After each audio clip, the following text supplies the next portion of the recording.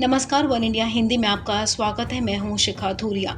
केंद्र सरकार की कोरोना टीकाकरण नीति को लेकर सवाल करने वाली याचिकाओं पर सोमवार को सुप्रीम कोर्ट में सुनवाई हुई। सुनवाई के दौरान सुप्रीम कोर्ट टीकाकरण नीति से नाखुश दिखाई दिया। केंद्र सरकार को सुप्रीम कोर्ट में कड़े सवालों का सामना करना पड़ा।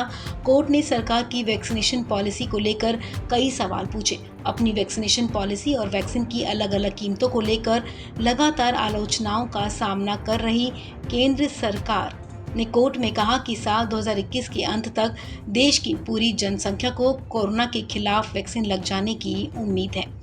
इस पर कोर्ट ने अलग अलग कीमतों, वैक्सीन की कमी और गांवों में वैक्सीनेशन की समस्याओं पर सवाल उठाया। सरकार को इन मुद्दों पर 2 हफ्ते में जवाब देना है।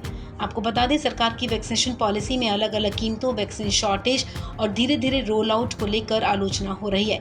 इन बिंदुओं पर सुनवाई कर रहे सुप्रीम कोर्ट ने पूछा कि आखिर केंद्र राज्यों को 45 से ऊपर वाले आयु वर्ग के लिए तो 100% वैक्सीन दे रहा है, लेकिन 18 से 44 आयु वर्ग के लोगों के लिए 50% सप्लाई कर रहा है। ऐसा क्यों?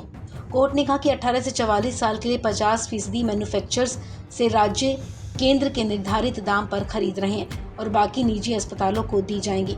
इसका असल में आधार क्या है? सुप्रीम कोर्ट ने सुनवाई के दौरान कहा कि वैक्सीनेशन बड़ा मुद्दा है, लेकिन इसको लेकर जो पॉलिसी है वो बहुत स्पष्ट नहीं दिखती है। कोर्ट ने कोविन पोर्टल से लेकर वैक्सीन की कीमतों को लेकर कहा कि वैक्सीन के इतने सारे दाम है कि कुछ समझ नहीं आ रहा।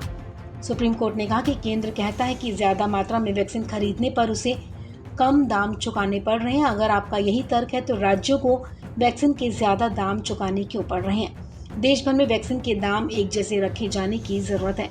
Justice DY Chandrachud, justice Nageshwar Rao और जस्टिस रविंद्र भट्ट की बेंच ने वैक्सीन के लिए यूनिफॉर्म प्राइसिंग पॉलिसी अपनाने को कहा।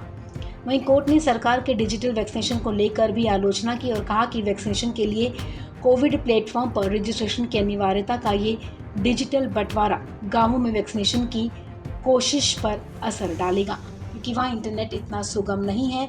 कोर्ट ने पूछा कि सबको कोविन ऐप पर रजिस्टर करना है, लेकिन इस डिजिटल बंटवारे के चलते क्या वास्तव में ये अपेक्षा की जा सकती है कि गांव के सभी लोग खुद को कोविन पर रजिस्टर कर पाएंगे? केंद्र सरकार की तरफ से पेश हुए सॉलिसिटर जनरल तुषार मेहता ने सुप्रीम कोर्ट में बताया कि इस साल के अंत तक 18 साल से ज्यादा के सभी नागरिकों को कोरोना की वैक्सीन लगाने का काम पूरा हो जाएगा। इस खबर में फिलहाल इतना ही। तमाम अपडेट्स के लिए आप बने रहिए वन इंडिया हिंदी के साथ।